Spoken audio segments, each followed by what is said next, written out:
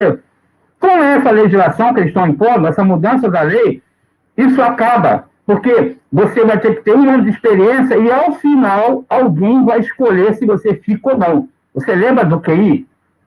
Se você não lembra do QI, é o quem indica, porque você pode ser o cara que faça o trabalho, o melhor trabalho durante aquele ano, quando chegar no final de escolher quem fica e quem não fica, você deu azar que na tua sessão vai ter um cara que é amigo do pastor A, do pastor B, ou do político A, do político B, ou do general A, ou do general B. E aí você que trabalhou, você vai dançar porque tem um número ilimitado. Eu já vi esse filme, tá? Eu já vi, eu não estou falando para vocês uma coisa que eu li, eu estou falando uma coisa que eu vivi. Eu trabalho no IBGE há 39 anos, e nós vivemos exatamente essa situação dentro do serviço público quando eu entrei, né? E anterior a isso é a mesma coisa. E agora é esse retorno que nós estamos fazendo. Então, a PEC, ela tem essa característica de destruir o regime, de criar os servidores muito mais fragilizados e colocar toda a estrutura do Estado na mão da iniciativa privada.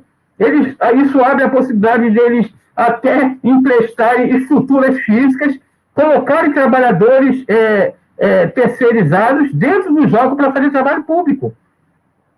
Isso aqui é o fim. O que nós estamos vendo hoje nas OS do Rio de Janeiro é o que vai ser como forma de contratação no serviço público geral, porque a OS do Rio de Janeiro, na área da saúde, elas foram usadas como esse laboratório, onde os funcionários não recebem, são demitidos a toda hora, e os donos do poder estão lá ganhando seu dinheiro e viajando para Miami. Não deixam de ganhar, o seu contrato está sempre em dia, mas os trabalhadores estão sempre perdendo direitos, né? E, além disso, você tem a possibilidade, por exemplo, que hoje, aqueles que gostam de chefiar, hoje o assessoramento, a chefia e alguns outros tipos de cargos que são cargos em comissões, eles só podem exercer, em alguns casos, servidor do quadro da carreira, quadro efetivo. Agora, ainda tem isso, você tem um número limitado de cargos nessa condição. O DS, por exemplo, você tem um número limitado de DS numa instituição. A partir da PEC, isso acaba, porque você pode colocar qualquer uma pessoa para ser o chefe, então talvez o teu chefe daqui para frente possa não ser mais um trabalhador concursado do INSS ou da área da Previdência. Pode ser uma pessoa... Oi? Sim, não, é só para a gente poder concluir e fechar, camarada. A fala, está passando 20 minutos agora. Então tá, a princípio é isso aí para a gente começar, tá? Colocar esses elementos para as pessoas pensarem que efetivamente o que eles estão propondo não é uma reforma administrativa, é uma reforma do Estado, principalmente no Executivo, porque eles não estão mexendo no Legislativo, nem no Judiciário e nem na carreira militar. Obrigado, Paulo, pela primeira exposição. Eu vou passar a palavra ao Zé Ricardo. Zé, já pegando um pouco da barra do que o Paulo disse, que foi excelente, levantou vários elementos, aprofundar isso também, nesse aspecto jurídico, no sentido de que o fim do serviço público, o fim do serviço público previsto na PEC, né, como nós conhecemos, vai permitir a reapropriação do espaço público por grupos privados, né, para aprofundar o clientelismo. Aí também queremos um comentário nesse sentido, até pegando uma fala que a camarada Maria Ivone colocou agora, dirigente do CISPREV, de que vai representar o fim do serviço público, né? Porque, na verdade, se a PEC for aprovada, isso será, como o Paulo já colocou, é o fim do serviço público quando conhecemos hoje, né? Eu queria que você comentasse isso também, se puder realçar alguns aspectos jurídicos que têm a ver com a sua formação. Tá certo. Boa noite a todos e todas, boa noite, Paulo, boa noite, André, boa noite, camarada Rolando, que ainda não conseguiu entrar, mas com certeza vai conseguir, Rafael, que está aí na retaguarda, e a todos que estão nos assistindo, boa noite. Bom, se eu fosse te responder de uma maneira muito resumida, o grande companheiro Rolando, acabou de entrar. Seja bem-vindo, Rolando, seja bem-vindo. Eu diria para você que nós estamos na iminência de retornar ao Brasil antes de Getúlio Vargas, quando o Estado ele era sem intervenção de estruturas das estruturas como nós conhecemos, né? Essa estruturação de ministério que desenvolve políticas públicas, que dá assistência à população, é exatamente aquilo que está sendo atacado nesse momento. Mas o Paulo colocou bem, essa reforma administrativa PEC 32 do governo Bolsonaro, ela não é uma inauguração de reforma de Estado no sentido de minimizar. Na verdade, é a minimização máxima do Estado através dessa proposta que o Paulo Guedes faz, né? Mas nós já tivemos a reforma administrativa com outro aspecto que, na verdade, visava reformar a estrutura de Estado, como o Paulo colocou bem, que é a reforma 19. Né? A proposta que foi administrada por Fernando Henrique Cardoso, junto com o ministro da Reforma do Estado, Bresser Pereira. E nós lá já dizíamos que o serviço público estava se extinguindo, porque a ideia inicial, que lá atrás, há 20 anos atrás, né, portanto, lá em 2099, nós já dizíamos que o Estado neoliberal pretendia diminuir a sua intervenção, pretendia diminuir a assistência à população, aos seus cidadãos, o que significava dizer que pretendia entregar menos assistência de saúde, menos educação pública, menos transporte, menos habitação. De certa forma, o galopar foi desacelerado com os dois governos do PT. Os governos petistas, durante esses 16 anos, tiveram algumas reformas tímidas por via de leis ordinárias, né? Mas qual assim, enquanto a reforma 19 fazia uma reestruturação do Estado e, em consequência disso, também atacava direitos dos servidores públicos, jogando os servidores públicos numa situação mais bem regulada para a saída do serviço público pela via da demissão, como o Paulo também pontuou, né, porque lá cria a possibilidade de o servidor, sendo mal avaliado, ele ser desligado por demissão ou exoneração.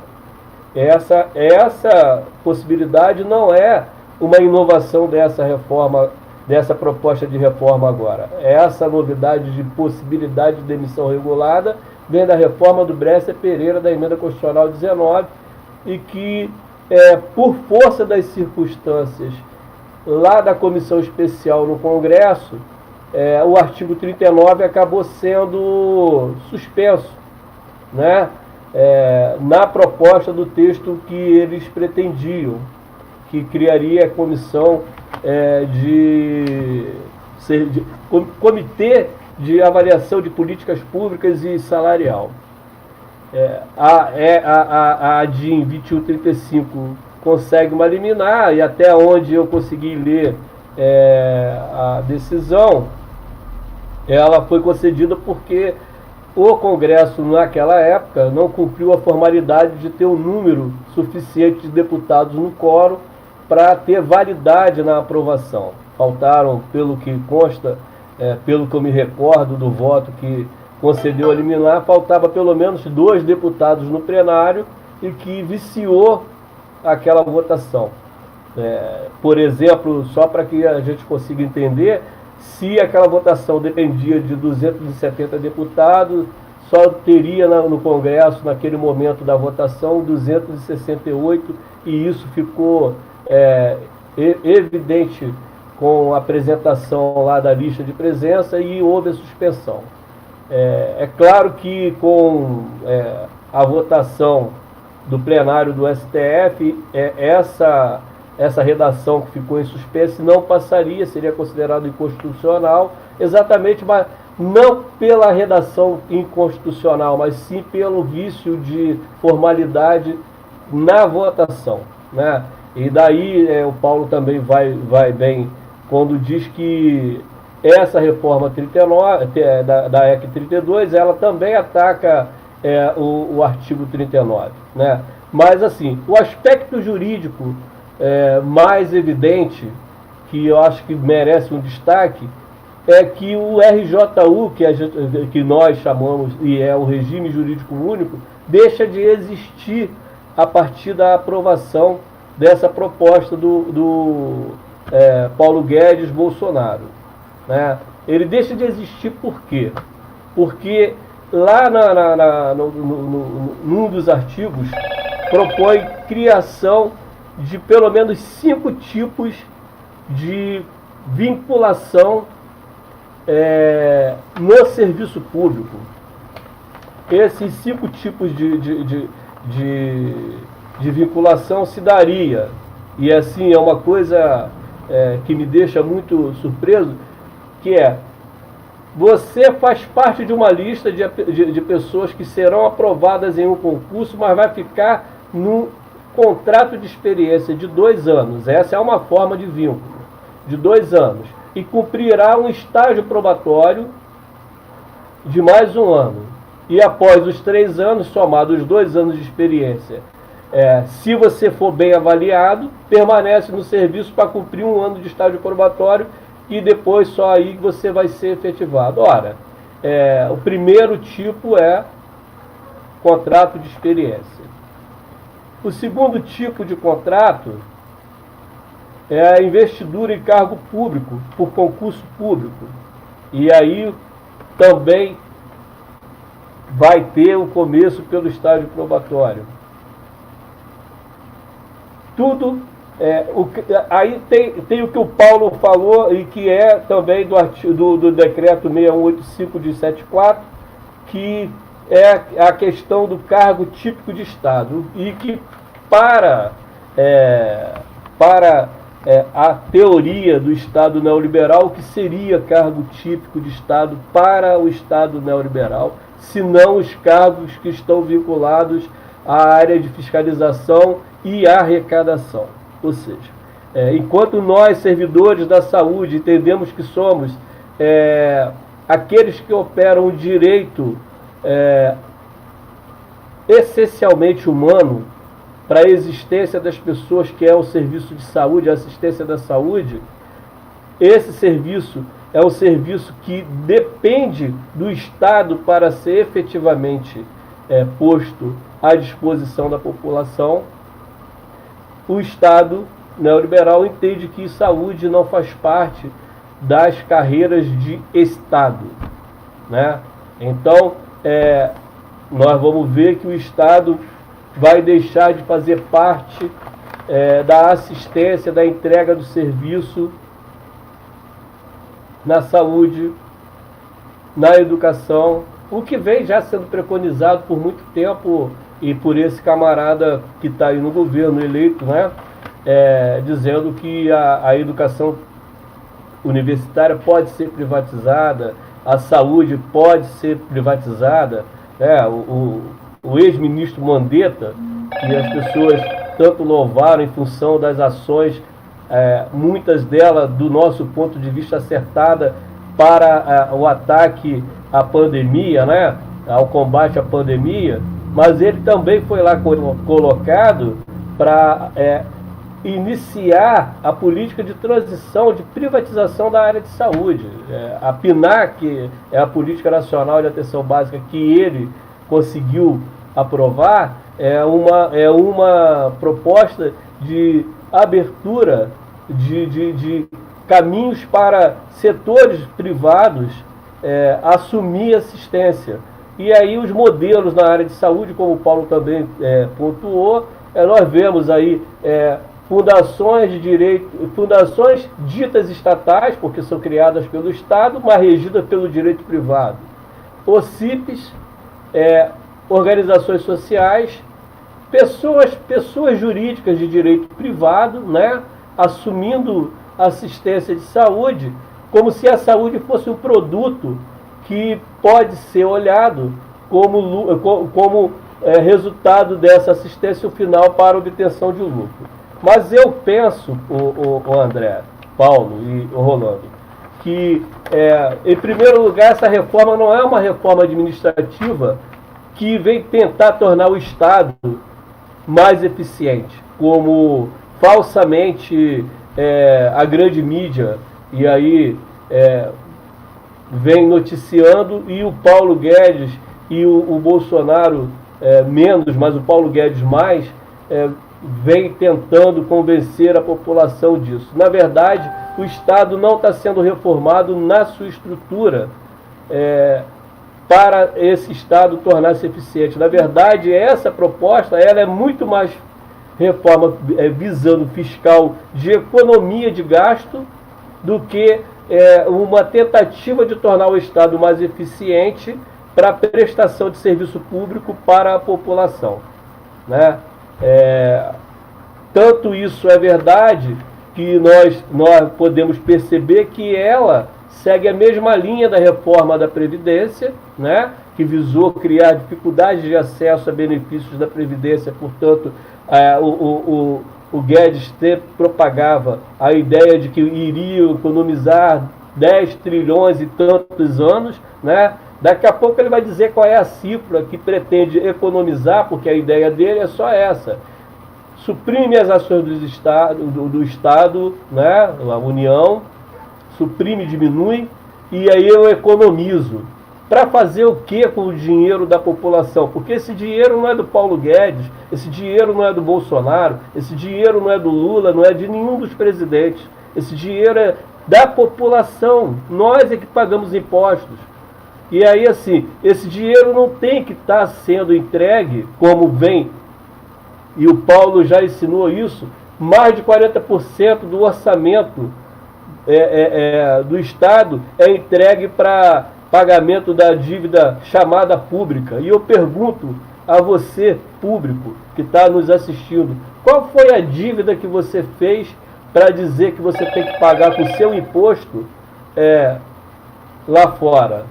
Qual foi a dívida que você assinou um contrato pagando empréstimo lá fora e você tem que pagar, né? Com os seus impostos, com os impostos que você paga. Reflita sobre isso, porque o que ele pretende é tirar ações do Estado que tem custo. Todas as ações, todos os serviços do Estado, eles têm custo. A assistência à saúde tem custo. A educação universitária, a educação técnica, a educação regular tem custo. Mas esse custo é mantido com os nossos impostos. Nós é que pagamos esses impostos. E o Estado não tem, a direção do Estado, através do voto, não tem a legitimidade positiva de tirar esses serviços sob a justificativa de que precisa economizar, criando uma desassistência à população, precisando economizar para fazer pagamento de dívida a banqueiro. Nós, durante a pandemia, ficamos, evidentemente, mais empobrecidos. Mas um pequeno grupo de super ricos do país ficaram mais ainda super ricos. E aí, assim, André, respondendo a tua questão sobre quais as consequências da reforma para o Brasil, é um empobrecimento maior, é a volta de uma estrutura de 1930, de 1940, de 1950, é uma regressão no tempo, porque com a diminuição do Estado para uma estrutura onde quem vai ofertar o serviço, os serviços, são pessoas jurídicas. E aí, mais uma vez, eu sou obrigado a ecoar com o Paulo, porque eu já vinha preparando a minha elaboração nesse sentido, para entregar a igrejas a prestação e assistência de alguns serviços, para entregar à milícia de forma oficial a alguns serviços, e sabe lá quais esses serviços serão entregues, né? Possivelmente o da segurança pública, né? O partilhamento da segurança pública, porque eles são braço armado e nós não, né? Nós somos vítima disso.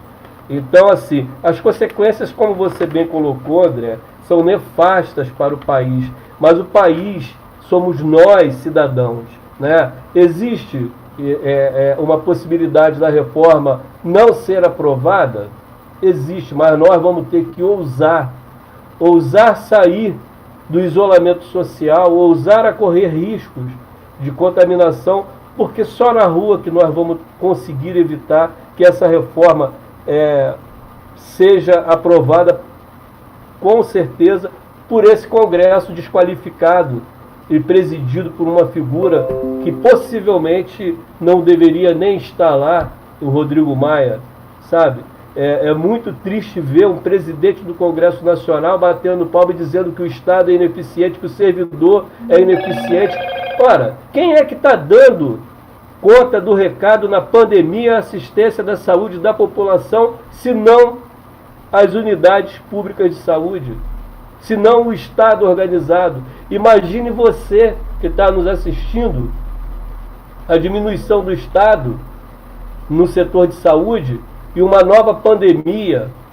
O que vai acontecer é que esses 130 mil, num período muito menor, vai ser 260, 300 e tantos mil mortos por conta da ausência desses serviços, porque quando fazem a comparação da pandemia, da gripe espanhola, é a comparação da ausência de estrutura da saúde daquele tempo.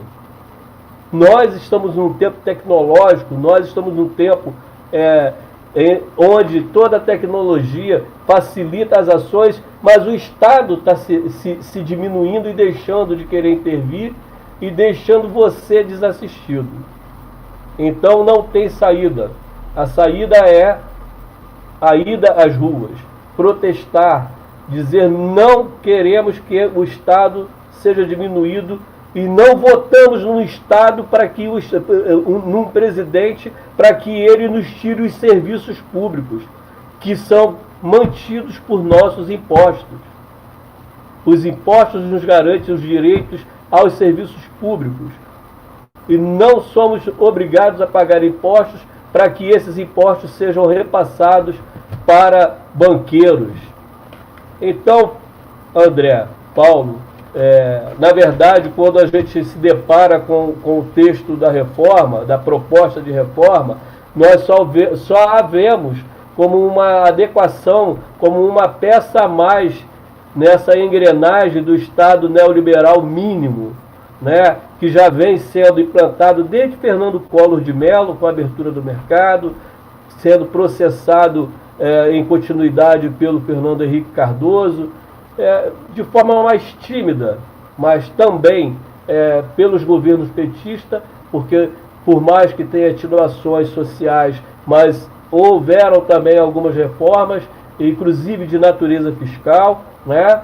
E agora o Guedes, que só pensa em entregar dinheiro para o mercado financeiro, não tendo dinheiro para tirar de banco, ele tira de quem menos pode, porque a reforma, se nós formos olhar também, para economizar, só ataca servidores que ganham menos. Nós não temos, e aqui eu não estou fazendo uma apologia a ficar fazendo uma guerra contra juiz, contra promotor, contra defensor, contra técnico do Tesouro Nacional. Não estou fazendo essa apologia, não pretendo isso. Eles não ganham bem.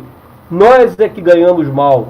Nós precisamos ganhar melhor para que a nossa dignidade seja observada e respeitada. É isso, André. Obrigado.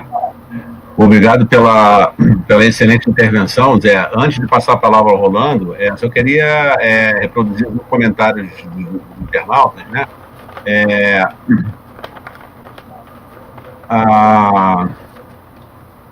Bom, tem um comentário da Maria Ivone, como já tinha colocado, né, que com a aprovação, ela diz, dirigente nossa, com a aprovação da reforma administrativa, o governo pretende acabar com a resistência do conjunto dos trabalhadores, resistência que ainda existe no serviço público, né? Tem um comentário da Isabela Cabral, que dizendo que a reforma é para colocar os padrinhos políticos sem conhecimento nenhum no serviço público, que tem a ver com as falas do Zé Ricardo e do Paulo, né, que realçaram esse aspecto, né? A Lilian Torquato dizendo que os servidores estão sendo lesados, né? O Roberto César Ferreira Dias, que diz, é verdade, era para a saúde ter saído fortalecida no pós-pandemia, mas a reforma está aí e vai tirar direitos. Portanto, tem que haver uma ampla frente de luta interligando todos os setores. Rolando, você, como servidor que teve a vida inteira dentro do INSS, você está vivendo, inclusive, essa situação na pele, né? A autarquia está sendo destruída já no governo Bolsonaro, antes mesmo da implementação da PEC, né?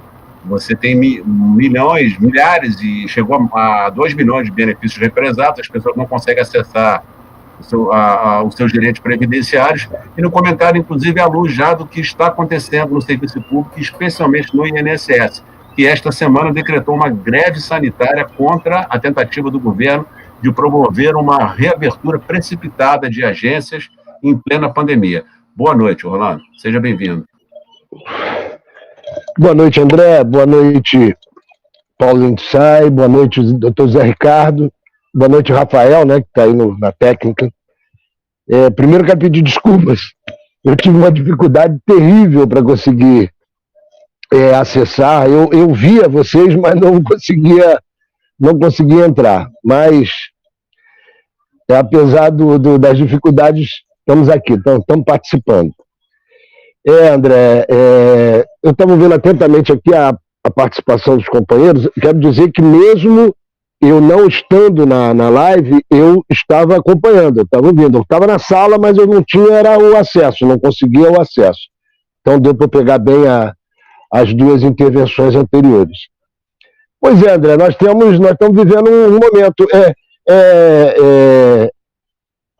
Falar da reforma administrativa, eu vou deixar um pouquinho, eu quero abordar esse aspecto aí da Previdência Social, né, da greve da Previdência Social, a greve que a Federação, a FENASP chamou, uma greve sanitária, não é uma greve por salário, né, é uma greve para preservar a saúde, né, a vida dos servidores, e aí é a participação das entidades, os sindicatos estaduais, filiados à Federação Nacional. Nós fizemos uma plenária, final de semana retrasado, que a presidência do INSS já indicava uma data para a reabertura dos postos, e nós fizemos um estudo, né, de que o quadro que estava apresentado não trazia segurança, tanto para os servidores quanto para os segurados. Resolveram reabrir cerca de 600 unidades do INSS, são 5.700 municípios no Brasil, 600 unidades é um número muito pequeno. Você imagina uma demanda reprimida de 5 meses, né, de pandemia, sistema 135 sem dar o suporte necessário aos segurados. Eles disseram que teriam preparado 600 unidades para a reabertura, e quando chega na segunda-feira que as unidades foram abertas, servidores constataram aquilo que na plenária nacional da FENASP já estava indicado, que nós temos um problema, né, um problema crônico no INSS, que é a falta de servidores. Já não temos servidores em número suficiente para atender a população, levando em consideração os servidores que são do grupo de risco, têm as suas comorbidades, o número ficou ainda mais reduzido, e uma demanda reprimida muito grande. E o ambiente não estava preparado. Unidades onde aparelhos de ar-condicionado foram roubados durante esse período de pandemia, unidades onde o aparelho de ar-condicionado não funcionava, unidades onde não existia equipamento de proteção individual para os servidores, consequentemente para os usuários, né? E o primeiro setor de servidores do INSS que se manifestou, e isso tem uma importância muito grande para o discurso que estava sendo feito pelas entidades representativas dos servidores, foi a Associação Nacional de Médicos Peritos. Né? Os peritos são médicos, são profissionais da área de saúde. Então, se os profissionais da área de saúde dizem que não existe ambiente seguro, né, nessa roupagem que o INSS teria preparado para o retorno das atividades, para o retorno do atendimento, e esse atendimento preferencialmente, majoritariamente, seria para a área de perícia médica, se os médicos peritos, que são profissionais da área de saúde, dizem que o ambiente é insalubre, que não tem segurança, tanto para os servidores quanto para os segurados, não seriam os servidores administrativos, os técnicos e os analistas do Seguro Social, que são os que estão na linha de frente, né? São aqueles que trabalham diretamente primeiramente, né, vamos colocar assim, né, o primeiro atendimento é feito pelo servidor administrativo, não seriam esses servidores que estariam resguardados, protegidos para a reabertura das unidades. Não pode ficar parecendo que, primeiro que o resultado do trabalho realizado pelos servidores do INSS durante o período da pandemia em home office foi excelente. Excelente. Os servidores disseram para a direção central que não havia condição de trabalhar no início da pandemia, que indicava que nós teríamos um pico que chegou aí a 130 mil mortes, 4 milhões, né, de infectados no Brasil. Então, se colocaram à disposição de garantir a manutenção do serviço desde que fosse home office. Não havia possibilidade, condições de fazermos esse trabalho presencialmente, nas unidades, atendendo o público. Então, os servidores foram para casa e continuaram trabalhando no limite do que era permitido, ou melhor, além do limite, porque as metas a serem atingidas pelos servidores, elas continuaram sendo aplicadas pela gestão, né? Os servidores tinham que cumprir metas de atendimento, ainda que estivessem trabalhando em casa, e as metas cada vez crescendo mais. Mas o serviço foi feito.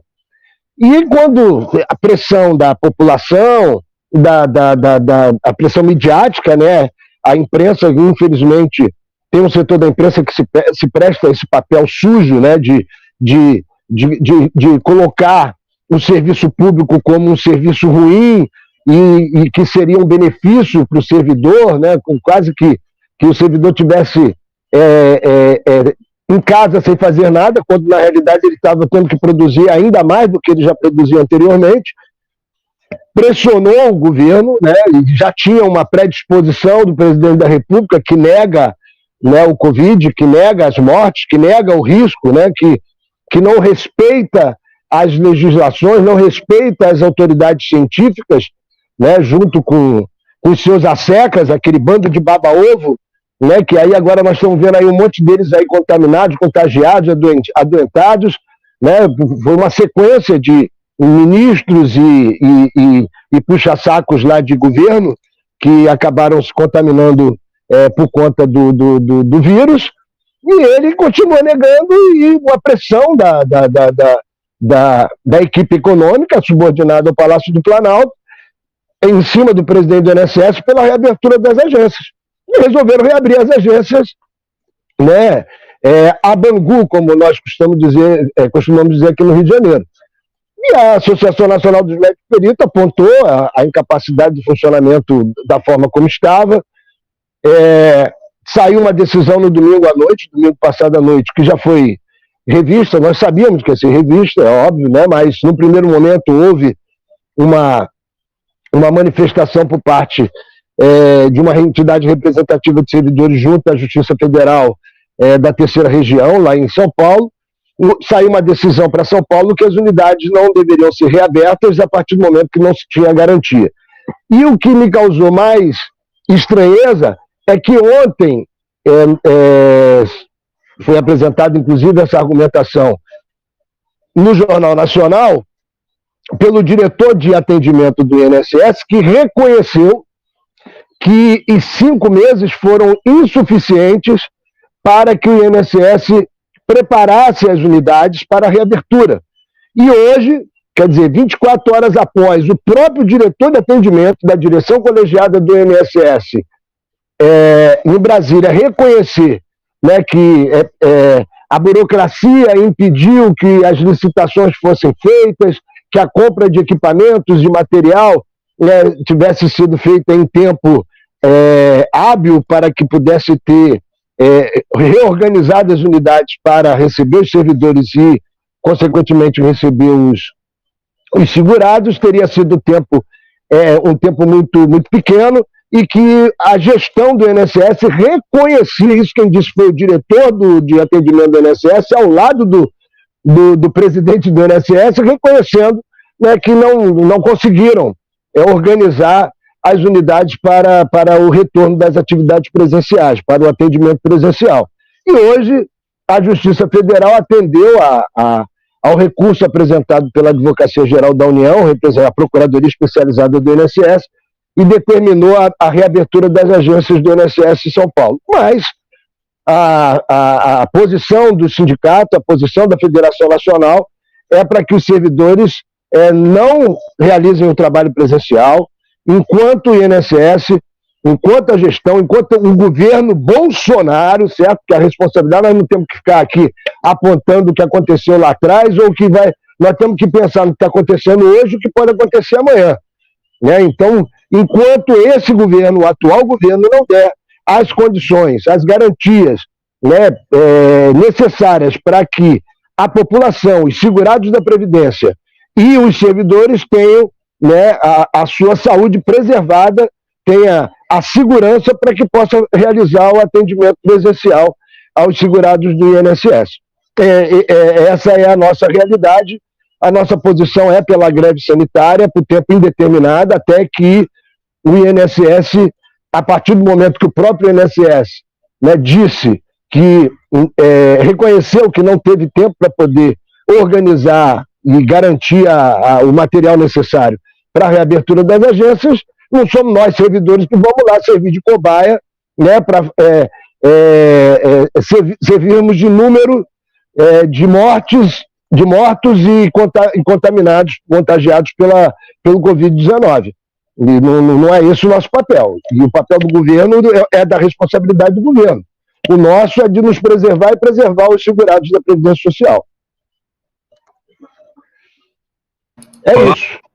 Tá, eu acho ótima exposição, agradeço dessa primeira rodada. A gente vai passar para a segunda rodada, em que cada um de vocês vão ter até 10 minutos, de preferência, podendo passar um pouco mais, para poder fazer considerações. Eu queria, é uma pergunta única que eu queria, considerações de vocês, tendo em vista o que os internautas têm colocado. A Isabela Cabral, por exemplo, pergunta: vamos para a rua quando? Né? Na verdade, a gente está diante de uma ofensiva contra o funcionalismo, né?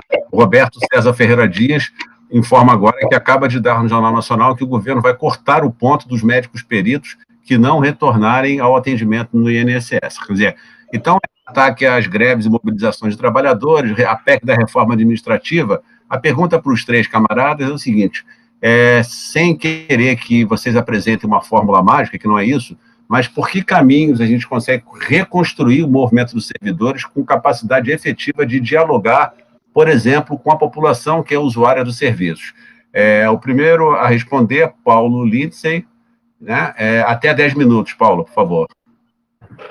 Bom, a gente está no FONASEF, a gente está aí fazendo reuniões, fizemos plenários e discutindo o Dia Nacional de Luta no dia 30, que a gente entende que é um caminho, que a gente não sabe se vai acontecer, qual é a forma, se é presencial, mas a tendência é que seja, de repente, carreatas, alguma coisa nesse sentido, com a unidade dos trabalhadores federais, municipais e estaduais, e também com a participação, assim, grandiosa do comitê de luta que está sendo organizado pelo mandato do Glauber Braga, onde temos as estatais, né, que vão estar fortalecendo o dia 30, e nós estaremos fazendo esse mesmo fortalecimento no dia que eles estão programando para fazer um outro grande ato com as centrais e movimentos sociais, que seria no dia 3 de outubro. Porque é a única saída que tem. Seria a gente botar as nossas divergências de lado, né, e a gente fazer uma unidade da classe trabalhadora, seja ela pública ou privada, para que a gente possa salvar. Porque os números do IBGE eles são bem claros. Os números do IBGE mostram bem claro que nós temos mais de 100 milhões de pessoas hoje no Brasil aí vivendo na pior condição possível, né, sem emprego, né? E aqueles que estão empregados estão cada vez mais empobrecidos por conta desse congelamento, agora a questão dos altos preços que estão acontecendo. Quando vocês falarem agora dessa possibilidade de corte do ponto, na PEC 32, a possibilidade de eles criarem carreiras temporárias para substituição de setores que são estratégicos, que não podem fazer, que eles poderiam substituir se fizessem greve. Então, eles estão preparando uma grande armadilha nesse sentido. Então, a única forma que nós temos é convencer a sociedade qual é o papel do servidor público. Nós temos que sair dessa posição de omissão e ir para um enfrentamento. Não há solução na laje, né? A solução vai ter que ser um enfrentamento real na rua, para que a gente possa combater todo esse desmonte, porque o objetivo central está claro, é um projeto financeiro onde você vai enxugar o orçamento primário e entregar aos bancos, né? Tanto é que o ataque à educação e à saúde não são por acaso, porque na Constituição você tem as despesas obrigatórias, e a saúde e a educação são esses setores que tem na Constituição que o governo é obrigado a gastar com esses setores um percentual aí do orçamento, né? E, além disso, vocês estão vendo que eles estão propondo aí reforma tributária, que a gente tem que tomar muito cuidado, porque uma das propostas seria a junção dos impostos de taxa no único imposto, o chamado IVA. E é isso, por exemplo, você acabaria com o financiamento obrigatório da Seguridade Social, porque na Constituição, uma das fontes de custeio da Seguridade Social é a COFINS. E a COFINS ela foi criada exatamente como uma taxa para financiar a Seguridade Social. Então, se houver a junção dessa taxa no imposto, ela perde o seu caráter obrigatório. E aí você perde mais uma das fontes de financiamento que existe na Constituição, no artigo 195, que garante o financiamento da Seguridade Social, e a COFINS é uma delas. Então, nós temos que tomar cuidado, porque o projeto é esse, o projeto é financeiro. Aquilo que eu coloquei aqui no começo, de 2 trilhões e 200 bilhões para o pagamento da dívida pública em 2021, ele tem exatamente o caráter de você enxugar o orçamento primário da União, né? Quanto menos você gastar com os servidores públicos, com os serviços públicos, mais você vai sobrar para a banqueira. E aí vocês verem que está tendo um ataque direto ao IBGE, por exemplo, onde não haver, esse ano, o censo que deveria acontecer. E se não houver o censo, todo o serviço público fica sem informações oficiais atualizadas, porque a última informação que nós vamos ter aí no país será o último censo de 2010. E isso vai causar uma grande dificuldade na construção de alguma política pública, porque os números estarão defasados. Em 10 anos, a população cresceu e muito, né? E aí, se não tem o censo do IBGE que atualiza todas essas informações estatísticas de pessoas, né, e também de território, a gente deixa de ter essa possibilidade de construir. Então, o objetivo central dos caras é exatamente esse, fazer essa reforma de Estado só no Executivo, que não está atacando o Judiciário, o Legislativo, nem os militares, pelo contrário. O próprio Paulo Guedes falou que essas carreiras que são salários maiores, aí de ministro, de presidente, até ele citou o caso, devem ter salário maior, porque eles ganham muito pouco, né? Então, um juiz, eu quero que ele me aponte qual é o ministro do Supremo Tribunal que ganha 39 mil. Se ele apresentar que ganha 39 mil, esse montão de gratificações e de auxílio isso, de auxílio daquilo, com certeza não é 39 mil, tenho certeza disso,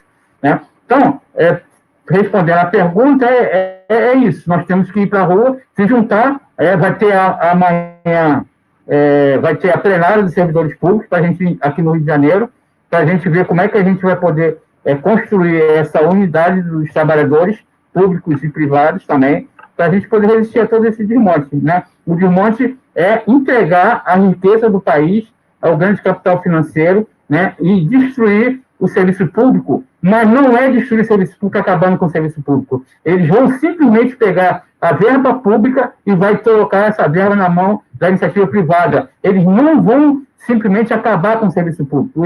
Eles vão transferir o papel do Estado, né, que é um papel estatal, e vão colocar esse Estado na mão da iniciativa privada. É o que nós temos como exemplo na OS aqui do Rio de Janeiro, na área da saúde, né? Você tem os donos das OS ganhando seus contratos, recebendo, e os trabalhadores à míngua e a população sem nenhum tipo de serviço público. Então, eu acho que se não houver essa unidade dos trabalhadores, de um modo geral, sem, nesse momento, a gente colocar a nossa diferença política em evidência, a gente não vai conseguir ultrapassar essa barreira, porque o ataque é de guerrilha, né? Eles estão atacando de pontos estratégicos, né? Como aconteceu hoje, o Mourão ia fazer uma reunião com o presidente do INPE, e provavelmente eles vão caçar mais uma bruxa, vão caçar as bruxas dentro do INPE para demitir algum servidor que tem uma informação que é pública, que está na internet, e o cara diz que a esquerda é que está querendo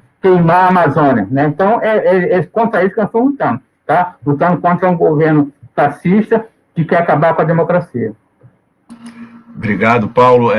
Antes de passar a palavra ao Zé Ricardo, só uma questão, porque para a gente avançar um pouco mais, meu papel aqui tem que provocar um pouco o debate. O objetivo estratégico, evidentemente, que é dialogar com a população para construir uma grande aliança dos servidores com a população em defesa do serviço público, né? Inclusive frisado mais uma vez pela companheira Maria Ivone, né?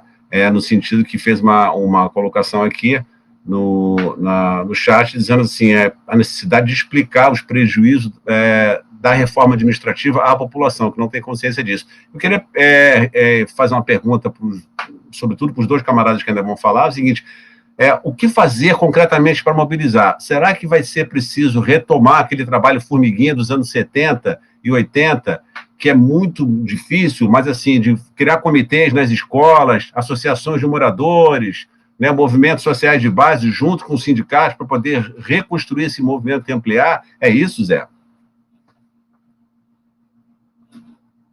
André, não tenha dúvida que é esse o trabalho.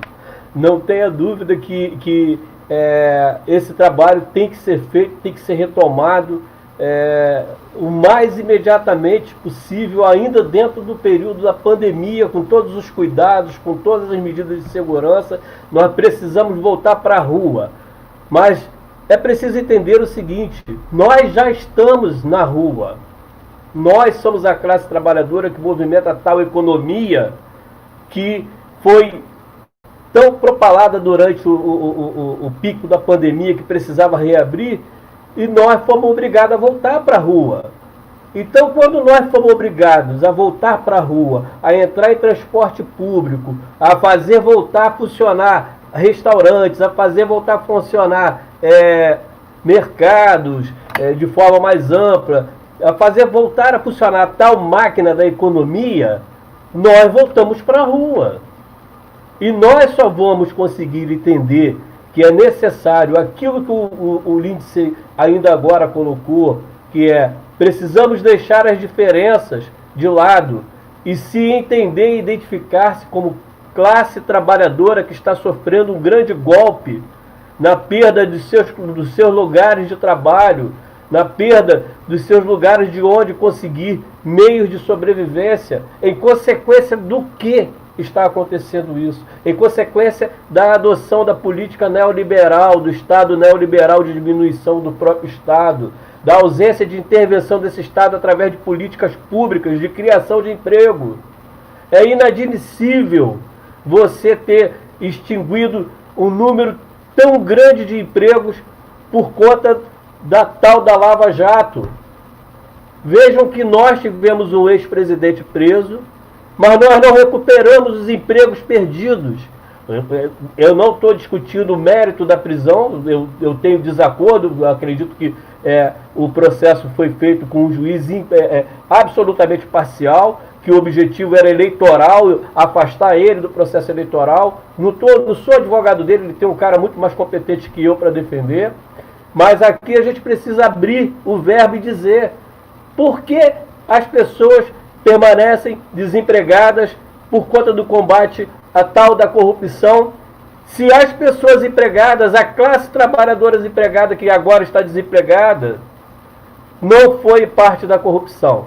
Aqueles que corromperam e que foram corrompidos é que tem que pagar pelo crime.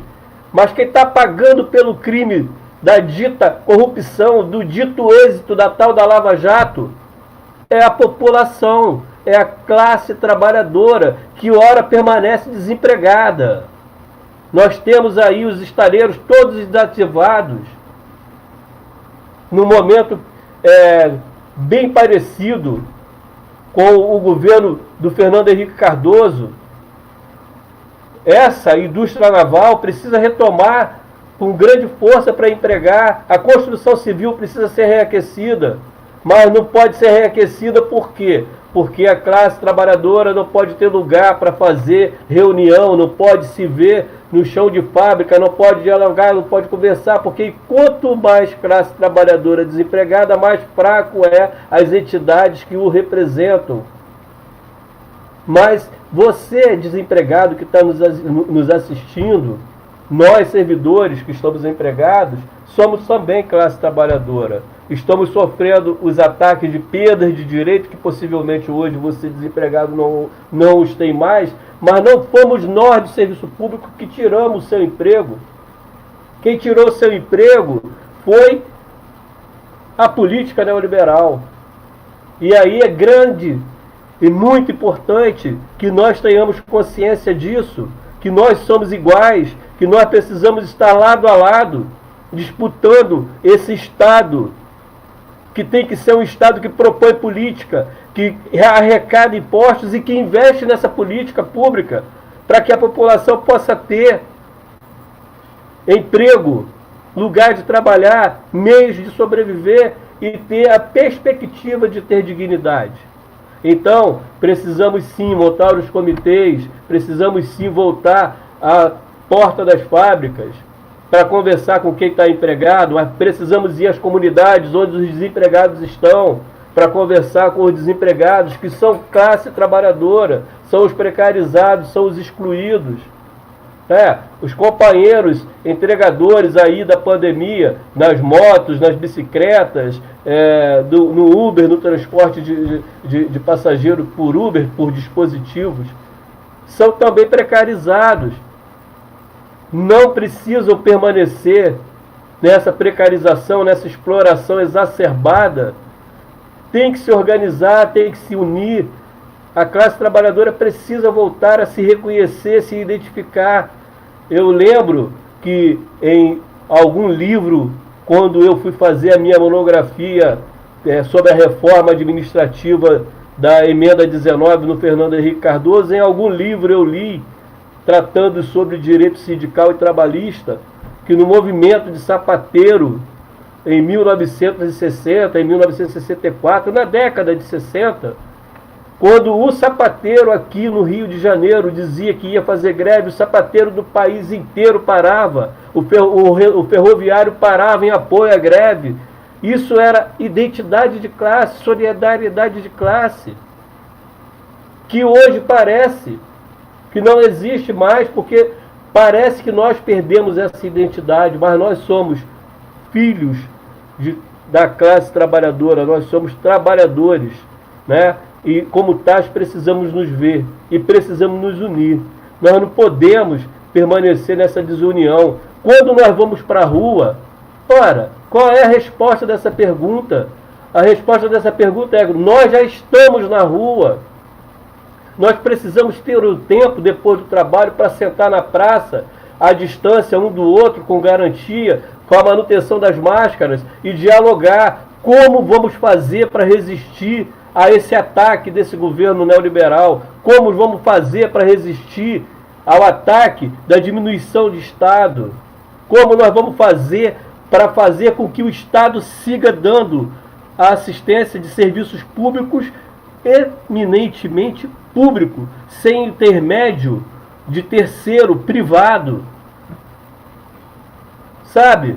É nesse campo que nós vamos voltar a fazer a classe trabalhadora se unir, né? Os movimentos, nós aqui em Niterói, por exemplo, a gente tem militado dentro dos fóruns de luta, né? Nós temos organizado o Fórum de Luta de Saúde, Fórum de Luta de Saúde Popular, Fórum de Luta Sindical, tem a União dos Fóruns, a gente tem participado desses debates dentro desses fóruns e temos proposto idas às comunidades para dialogar com as pessoas, para fazer com que as pessoas entendam a necessidade de estar unidas, né? Porque quem fica sem teto não é o dono do edifício. Quem fica sem teto é aquele que fez o financiamento com a Caixa, contando com o saldo do fundo de garantia, porque tinha um vínculo empregatício, e aí perdeu o emprego porque o Estado diminuiu, porque a corrupção foi combatida e o emprego dele foi embora junto com a Lava Jato, e ele é que ficou desempregado, sem fundo de garantia, sem dignidade porque não tem salário mensal e sem teto para morar porque não pôde pagar o financiamento da Caixa Econômica Federal, que é um banco público, que tem que ter fim social. É isso que a gente precisa entender. Nós precisamos nos ver como iguais, precisamos nos reunir, nos unir, e o que nós queremos ao final é a mesma coisa, a dignidade da classe trabalhadora. As diferenças de como isso vai ser feito no momento de resistência, de resistência e de combate a uma política nefasta de diminuição do Estado, não pode existir. Nós temos que estar reunidos com todas as diferenças, porque o inimigo não é a diferença como eu vou fazer um Estado melhor. O inimigo é aquele que está no poder, diminuindo o Estado e criando esse estado de calamidade pública e desemprego e miserabilidade que a gente percebe na população brasileira aqui no Rio de Janeiro. É isso, André. Acho que a solidariedade e a identidade de classe precisa ser retomada com a ida às ruas. Obrigado, Zé, pela colocação. Antes de passar a palavra ao Rolando, para fazer uns comentários até 10 minutos, a Marivone frisa: o servidor público precisa, não importa o seu vínculo, tem que entender que todos serão atingidos, né? E a Lilian Torquato fala: precisando se reconhecer como servidor público ou privado, que essa é a ideia que foi frisada pelos camaradas que nos antecederam. Então, Rolando, o que fazer para construir uma ampla mobilização para reconstruir a presença do sindicato, dos servidores na sociedade, para criar uma grande mobilização com capacidade efetiva de forçar o governo a recuar as suas medidas e reformas neoliberais? Tem até 10 minutos, cara. André, primeiro eu quero recomeçar e agradecer, tá, o convite da regional, da nossa subsede regional de Niterói, para participar desse debate e que a regional organizou, e falar da importância de nós termos esse espaço para podermos estar discutindo esses temas. Mas antes de entrar na questão da reorganização ou da organização dos trabalhadores, eu quero abordar o aspecto do tema principal, porque eu acabei ficando, de uma certa forma, prejudicado. Me permite?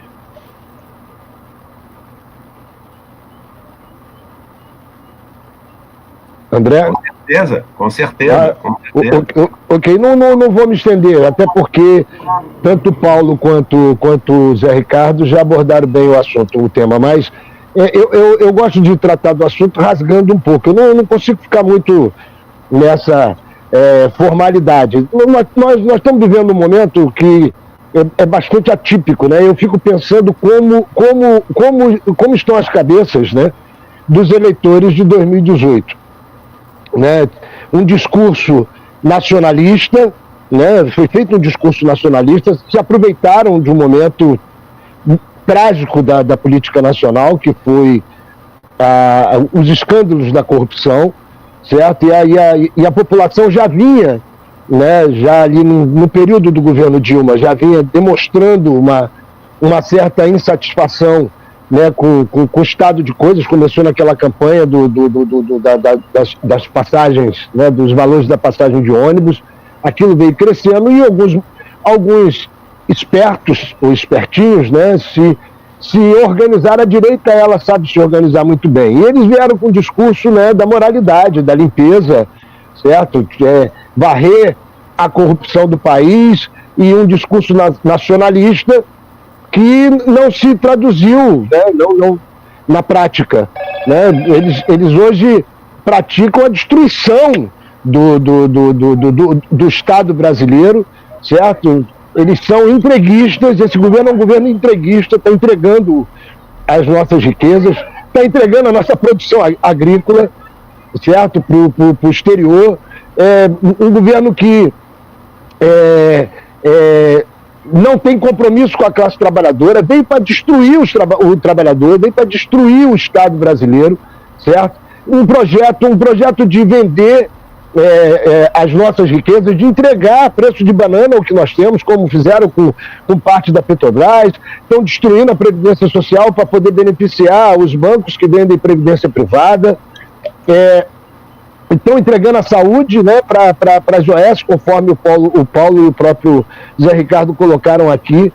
Então, assim, nós estamos vivendo um momento que eu fico pensando, né, como hoje o eleitor, né, do Bolsonaro está se sentindo. Deve ser um incômodo muito grande, né? Eu votei, né, pensando em que iríamos consertar esse estado de coisa, e o que nós estamos vendo é a destruição dessa nação, a destruição desse país. O presidente da República, né, esse negacionista assumido, esse presidente da República, um dos primeiros atos dele, né, e para poder já entrar na questão da reforma, um dos primeiros atos do presidente da República foi perseguir o fiscal, certo, que o multou porque ele estava pescando, quando ainda era deputado, ele estava pescando numa área de preservação ambiental lá na região da Baía de Angra dos Reis, naquela região de Mangaratiba, Angra dos Reis e Ilha Grande. Ele foi multado e ele, quando entrou na presidência da República, um dos primeiros atos dele foi perseguir esse servidor. A reforma administrativa que está sendo apresentada, ela vai nos trazer de volta o que nós vivemos durante o período da ditadura militar, e até antes da ditadura militar, e principalmente durante a ditadura militar, onde os gestores perseguiam os servidores públicos que não se alinhavam e que não atuavam de acordo com os interesses daquele governo. Então, eles propõem uma reforma onde eles dividem o Estado nas atividades especiais, nas atividades típicas de Estado e naquelas atividades de terceira categoria, que são essas que estão sendo preparadas, né, com a falta do concurso público, com o enxugamento dessa máquina, com a diminuição e a precarização desse atendimento, para preparar o ambiente para se entregar isso para a iniciativa privada, pegar a saúde, pegar a previdência, pegar vários órgãos e serviços públicos, né, que são de responsabilidade do Estado, e entregar para a iniciativa privada, entregar para os banqueiros, entregar para o capital. Então, eles querem criar uma reforma administrativa que vai favorecer e facilitar que esse governo, né, porque eles pretendem se perpetuar, né, tem aí um projeto aí para mais 20 anos, que eles possam dirigir da forma que eles querem, sem a segurança do servidor em dizer, não, isso eu não faço, eu não posso fazer isso, eu não devo fazer isso, eu estou proibido em fazer isso, eu não posso trabalhar pensando no que o senhor quer, eu tenho que trabalhar pensando no que a lei diz, a forma como eu devo aplicar. Então, o fiscal vai fiscalizar aquilo que o Estado queira que fiscalize, que o governante queira que fiscalize, certo? A cobrança do tributo vai ser feita naquele que eles querem que se cobre o tributo que está sendo devido. Então tira-se a estabilidade do servidor público, cria-se um ambiente para que se ingresse no serviço público sem concurso público e em determinadas carreiras, cria-se um ambiente para que se troque quem eles queiram trocar na hora que eles queiram trocar, ou seja, demita, coloca outro no lugar, substitua e coloque outro no lugar. O que nós conseguimos, né, após a ditadura de 8, após a Constituição de 88, após a ditadura, o que nós conseguimos foi a estabilidade, não é a estabilidade do emprego, que é justo, porque o servidor público ele não recolhe fundo de garantia. O servidor público não recolhe fundo de garantia. Quando o servidor público é demitido ou quando ele se aposenta, ele não recebe o saldo dele do fundo de garantia, que, como disse aí o Zé Ricardo, poderia ser utilizado para a compra da casa própria. Porque o servidor público não tem fundo de garantia. Então, o que ele tem que ter para substituir o fundo de garantia que tem o trabalhador da iniciativa privada? A estabilidade do emprego. Mas se esse governo pensa que ele quer dominar a área ambiental para que possa favorecer a agropecuária, que possa destruir, né, as reservas minerais, que possa diminuir o espaço das comunidades indígenas, que possa destruir a Amazônia e o Pantanal Mato-Grossense, que nós sabemos que os incêndios que estão ocorrendo lá são incêndios criminosos, praticados por fazendeiros propositalmente, para que possa favorecer a agropecuária, com os aplausos do presidente da República e da sua equipe. Então, esse ambiente é mais propício passando uma reforma nos moldes que o governo está apresentando. Eu me lembro... Eu queria que você caminhar para a conclusão depois.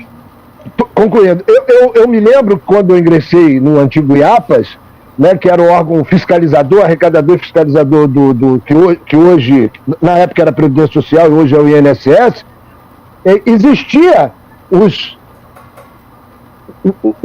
grupos políticos que dominavam as regiões fiscais e que estabeleciam os limites da atuação da fiscalização do INSS.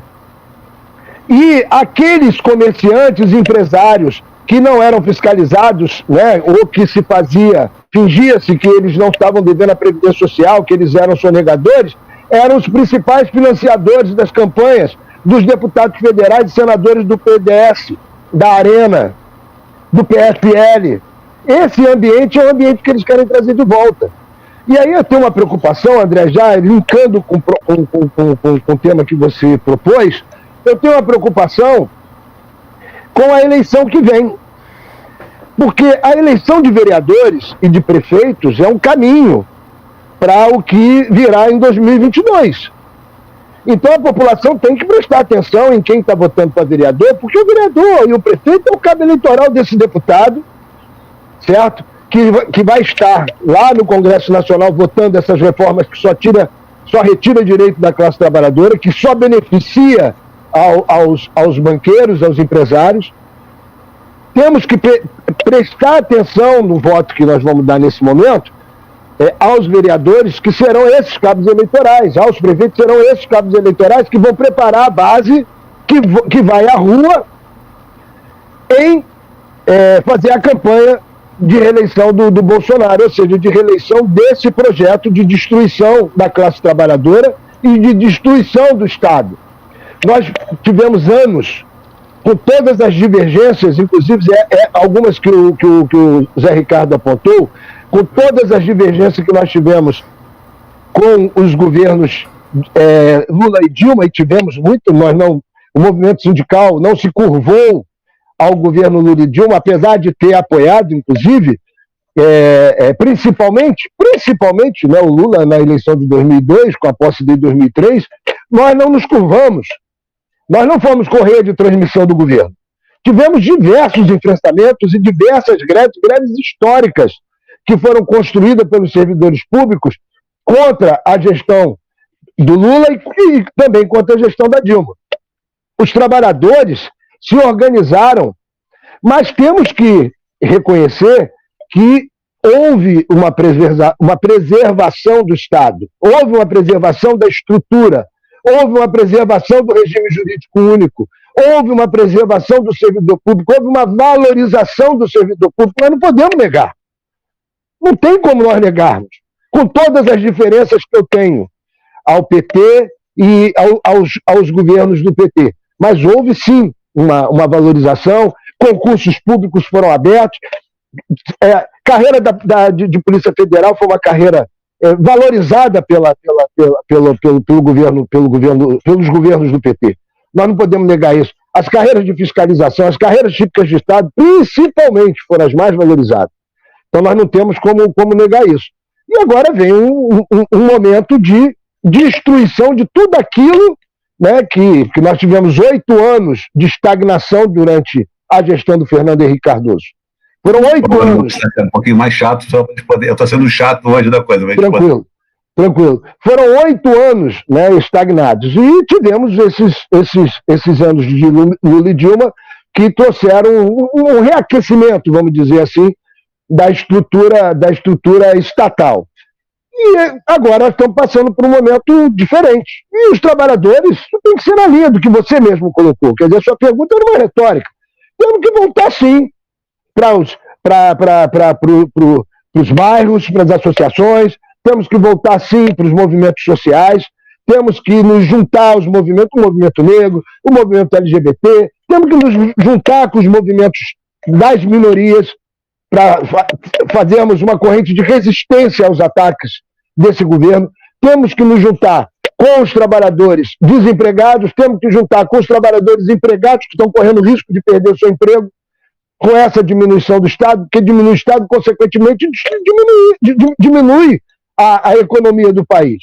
Temos que voltar para as ruas, temos que voltar para os nossos coletivos, para as nossas correntes políticas, né, para criar os elos, e na linha do que o Lindsay colocou, nós precisamos deixar também de lado as diferenças, né, dos nossos campos de pensamento, das nossas teorias, né, dos nossos pensadores, e pensarmos que é um momento de unidade para o enfrentamento de um projeto que é um projeto que só beneficia um setor e que não beneficia o conjunto da classe trabalhadora. E se nós não fizermos isso, nós temos que nos organizar nas eleições municipais. Quero reafirmar isso, é importante que os trabalhadores pensem em quem eles vão eleger para vereador e prefeitos. Temos que estar organizados junto aos nossos sindicatos. Temos sim, André, para concluir, temos sim. Com o sindicato é ruim, é aquele beabazinho, né? Mas com o sindicato é ruim. Sem ele é muito pior, companheiros e companheiras que estão nos assistindo. Sem as entidades representativas dos trabalhadores, sem as entidades representativas das minorias, sem o Movimento Negro Unificado, sem o Grupo Arco-Íris, sem o movimento de preservação da Amazônia, sem o movimento de preservação dos índios, de proteção e preservação dos índios, sem o movimento de preservação da flora e da fauna, sem esses movimentos, nós vamos nos autodestruir por uma inércia da própria população, que vai ficar sentada, ou melhor, vai ficar deitado na praça, no banco da praça, vendo a banda passar. E essa banda é uma banda de tratores, eles vão vir tratorando a classe trabalhadora. Que o projeto desse povo aí que está aí no governo é um projeto de destruição desse país e de destruição daqueles que são os mais necessitados. De destruição daqueles que são mais necessitados.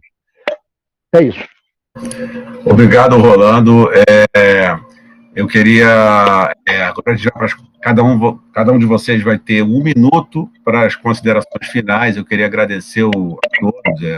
Eu acho que o debate foi de muito bom nível. Quero desde já agradecer o suporte técnico que o Rafael, Tadeu, funcionário do sindicato, está dando aqui. Obrigado, Rafael. Obrigado pela participação dos internautas, das pessoas que fizeram as perguntas. E Paulo, 1 minuto para as suas considerações finais, por favor. Primeiro eu quero mandar um grande abraço aí para a Maria Ivone, né, que me convidou, é uma grande amiga, ao Rolando, ao José Ricardo e ao André, e também o funcionário aí que ajudou nessa live aqui. Agradecer pelo espaço e me colocar à disposição para futuros debates. Eu estou preparando um documento, fazendo uma leitura da emenda da PEC 32, do que é a Constituição, do que eles estão propondo, porque a gente está fazendo muita análise em cima do que eles propõem e estamos esquecendo como é que era a Constituição e como é que eles estão mudando. Então, um abraço a todos e obrigado aí pela paciência. Obrigado, Paulo. Zé, suas considerações. Vou reiterar o agradecimento à companheira Maria Ivone, companheira e minha irmã de coração, né? Pelo convite, agradecer a oportunidade de sentar e fazer um debate junto com o Rolando. Quanto tempo a gente não faz isso junto? O Paulo também, você, Rafael, e queria assim seguir aqui a linha que o Rolando deixou, alertar quem está nos assistindo que o que está acontecendo agora com as políticas que vêm sendo implementadas foi resultado de voto. Pensem bem na próxima eleição em quem vocês vão votar. Vocês vão pavimentar o caminho pelo qual a política vai ser adotada para os próximos anos, e o resultado de 2022 já pode começar a ser apresentado e pintado nessa eleição municipal de novembro. Uma coisa, só para fechar muito rápido, é que há uma campanha aqui em Niterói de que não vote em quem já teve mandato. Pelo contrário, prestem atenção em quem vocês vão votar, porque às vezes você está deixando de votar num cara que tem mandato e que é combativo e que representa a classe trabalhadora. Não caia nessa esparrela de dizer, olha o novo, vamos votar no novo. Olha o Wiltz era ex-juiz e é novo de tudo, mas corrupto, igual a todos os corruptos que a gente quer tirar da política, se é que a gente está preocupado mesmo com a corrupção, porque a gente quer que a classe trabalhadora tenha lugar de trabalhar, lugar de se sustentar. É isso que nós queremos. Pensem bem no seu voto. Obrigado, André, obrigado, Rafael, e mais uma vez, obrigado, companheiros do sindicato. Estamos aqui à disposição. Obrigado, Zé. E agora você, Rolando Medeiros, suas considerações finais. Não, eu vou ser repetitivo, né? Primeiro, mais uma vez, agradecendo a Marivone, os diretores, dirigentes da Regional Niterói, da nossa subsede do Sindusprev do Rio de Janeiro, né? Agradecer a Secretaria de Imprensa do Sindusprev, que tem dado um show aí nas matérias, abordando a conjuntura, as conjunturas do Brasil inteiro, tanto estadual como a nacional, como as dos municípios. Quero aqui dar um testemunho do trabalho que está sendo realizado pelos companheiros em Niterói. Niterói, realmente, eu tenho acompanhado, né, a movimentação das entidades, os movimentos sociais em Niterói, tem sido um exemplo para o Brasil inteiro, não é para o estado do Rio de Janeiro, não, para o Brasil inteiro, em todos os sentidos, né, tanto no combate à pandemia, quanto na organização dos trabalhadores, nas manifestações das barcas, né, junto às universidades, e todo o movimento social e sindical de Niterói realmente tem sido muito grande e um combustível para o movimento no estado do Rio de Janeiro todo, no Brasil inteiro. Agradecer ao André, né, pela Secretaria de Imprensa, ao Rafael, e quero voltar nessa questão aí que o Zé Ricardo também abordou. Eu acho que não dá para nós pensarmos, André, eu vou nessa linha, não, eu tenho acompanhado isso, tá, do Zé Ricardo, vamos não reeleja, não é isso, tem que reeleger quem é bom, tem que ser reeleito sim, certo? Aquele que é honesto, aquele que tem compromisso com a classe trabalhadora, tem compromisso com as causas sociais, aquele que não é ficha suja, aquele que não trai, né, os seus ideais e não trai os trabalhadores, os movimentos sociais. Esses parlamentares têm que ser reeleitos, quer seja como vereadores ou daqui a mais de 2 anos e pouco para deputado, senador, e se Deus quiser, ilumine, né, as mentes, né, dos brasileiros, que nós consigamos encontrar um nome consensual que represente todos esses nossos anseios, para nós elegermos um presidente da República. E fica um alerta, né? O Rio de Janeiro abriu mão de vários nomes nas últimas eleições, nomes bons que nós tivemos aí, que foram apontados, né? E elegeu Paes, elegeu Crivella, né? Elegeu Moreira Franco. Vem aí, o Rio de Janeiro, né? Agora com a eleição do Witzel, né, ninguém conhecia, ninguém viu, ninguém vê, elege, e deu nisso daí. Então precisamos ter cuidado. A eleição para vereador é uma eleição, mais uma vez, vereador e prefeito são cabos eleitorais, né, porque eles são sustentados e bancados, né, a gente sabe que é bancado mesmo, certo? Por deputados federais, deputados estaduais, senadores, e que são correia de transmissão desses que amanhã vão estar lá no Congresso Nacional votando, né, a nossa vida, votando o que nós passamos, votando naquilo que nós precisamos ter cuidado e precisamos preservar. E eles votam lá para retirar, para destruir, para diminuir e beneficiar os interesses deles. André, me permite, isso aqui é uma correntinha, certo? Tem um empresário que doa certo? Para um senador, para um deputado federal, muita grana em Caixa 2, muita grana, porque depois ele vai ser beneficiado lá nos acordos e nos contratos. Então ele doa muita grana, esse cara doa muita grana para os deputados estaduais, para os vereadores e prefeitos, para eleger a sua base política, e depois nós só nos ferramos, certo? Porque eles vão lá para o Congresso Nacional, para a Câmara, para o Senado, votar contra os trabalhadores. Então, se tem gente boa que merece mais uma vez um voto de confiança, vamos reelegê-los. E tem muita gente boa querendo uma vaga, certo? Para vereador, para prefeito, consequentemente para deputado. Nós temos que eleger pessoas que podem nos representar, que vão nos representar. Não dá para ficar, eu vou votar no meu vizinho porque ele é legal. E aí, qual é o partido do seu vizinho? Ele é do PSL. Qual é o partido do seu vizinho? Ah, ele é do MDB. Ele é do PSDB. Não, mas eu não estou preocupado com a sigla. Eu estou preocupado com o meu vizinho, é legal. Mas quem é que sustentou esse seu vizinho? Certo? Quem é que bancou a campanha dele? Quem injetou dinheiro na campanha dele? Mas de onde veio esse dinheiro? Da onde veio esse dinheiro? Esse dinheiro não veio do salário dele de deputado, nem de senador. Certo? Esse dinheiro não veio dali, não é do salário dele. E aí é que está a pegadinha, e nós temos que ter cuidado com essas pegadinhas. E vamos juntar os movimentos sociais e vamos para as ruas. Como o Paulo Lindsay falou, temos que ir para as ruas, fazer o enfrentamento com o governo, infelizmente, e vamos ter que correr esse risco. Isso aí. Obrigado, Rolando, obrigado aos camaradas. Eu só quero frisar aqui, antes de encerrar, de fato, pedir para quem não se inscreveu ainda no canal do Sinsprev RJ no YouTube, que o faça aqui, receber as notificações do sininho, tá bom? Boa noite, camaradas. Boa noite. Prazer. Boa noite, gente. Boa noite, Paulo. Boa noite, Rolando. Boa noite, Zé. E boa noite, Ivone, Lilian Torquato, as pessoas, Roberto, todos que participaram. E é um prazer. Vamos fazer mais debates desses e qualificar a nossa